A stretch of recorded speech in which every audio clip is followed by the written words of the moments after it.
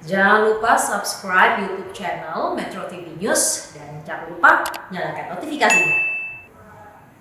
Ya, pemirsa, bagaimana perakiraan anomali cuaca pada musim kemarau pada saat ini? Untuk membahasnya, kami telah terhubung dengan Kepala Badan Meteorologi, Klimatologi, dan Geofisika atau BMKG, Ibu Dwi Korita Karnawati. Ibu Rita, selamat siang.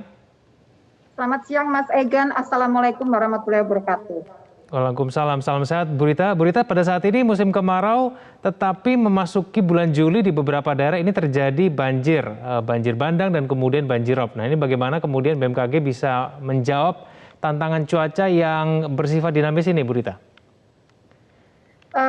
Betul sekali, Mas Egan, bahwa seperti yang kami sampaikan pada tanggal 15 Juli yang lalu, kami sampaikan peringatan dini potensi terjadinya hujan sedang hingga lebat serta gelombang tinggi di beberapa wilayah Indonesia termasuk di Sulawesi dan Kalimantan. Nah, jadi sebetulnya musim kemarau ini terjadi di wilayah Indonesia tidak serempak. Saat ini baru mencapai kurang lebih 70% dari wilayah Indonesia masuk ke musim kemarau. Jadi sekitar 30% masih mengalami hujan. Dan yang sangat penting adalah selama musim kemarau ini sering terjadi anomali atau gangguan yang berupa gelombang atmosfer di wilayah ekuator.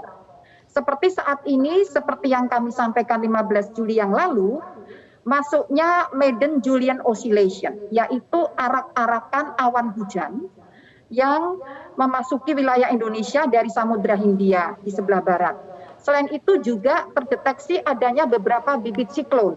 Nah, hal ini adalah gangguan-gangguan selama musim kemarau. Selain memang diprediksi musim kemarau saat ini memang relatif di beberapa wilayah lebih basah dari normalnya.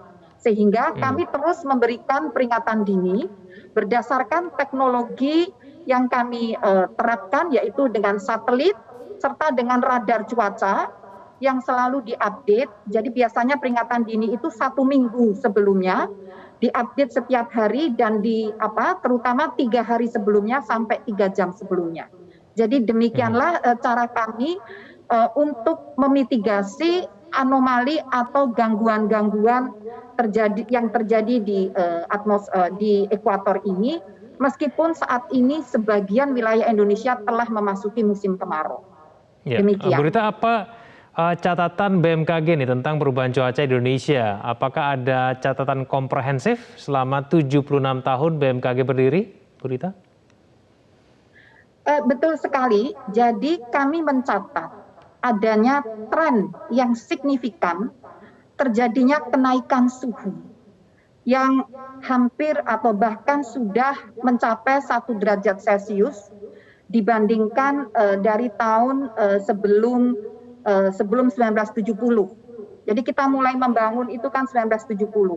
Jadi terjadi peningkatan suhu udara secara signifikan, terutama setelah tahun 1980. Dan kejadian ekstrim semakin sering, periode ulangnya semakin pendek.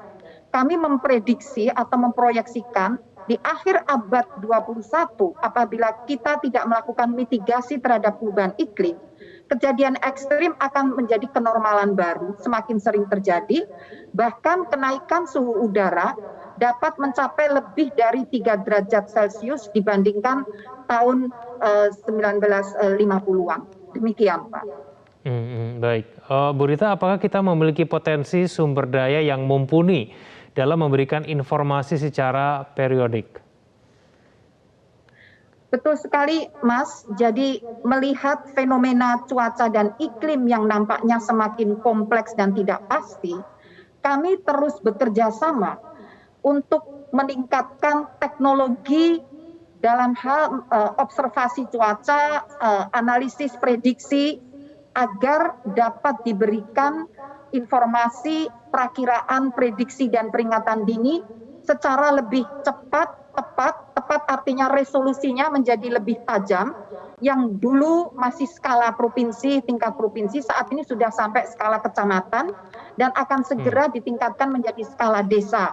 Nah, kemudian juga kami tadi melakukan kerjasama internasional selain dengan Indonesia, sesama lembaga di Indonesia juga internasional untuk terus mengejar pengembangan teknologi dan peningkatan kapasitas SDM.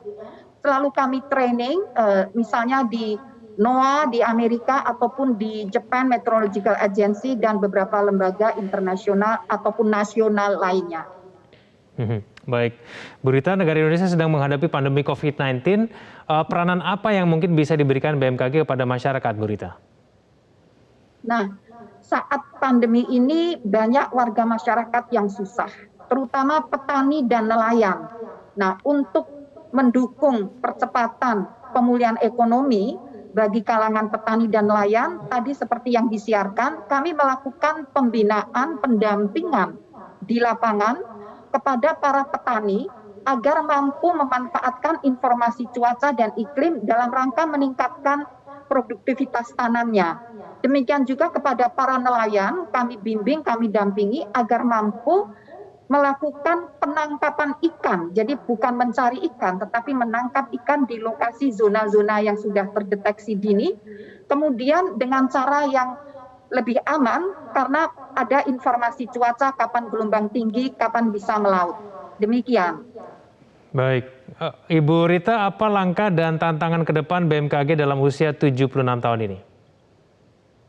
Tantangan kami tadi sudah kami sampaikan adalah tantangan perubahan iklim global yang dampaknya sangat terasa, yang akan makin meningkatkan kondisi ekstrim.